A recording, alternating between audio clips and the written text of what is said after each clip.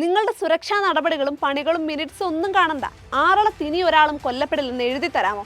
ആറളത്തൊരു ആദിവാസി യുവതി വനമന്ത്രിയുടെ മുഖത്ത് നോക്കി ചോദിച്ച ചോദ്യമാണിത്. വനമന്ത്രി ഒന്ന് വിയർത്തു. കണ്ണൂർ ആറളം ഫാമിൽ ആദിവാസി ദമ്പതികളെ ആന ചവിട്ടിക്കുന്നതിന്റെ പശ്ചാത്തലത്തിൽ ഇന്നൊരു ഉന്നതതല യോഗം തലസ്ഥാനത്ത് നടക്കുന്നുണ്ട്.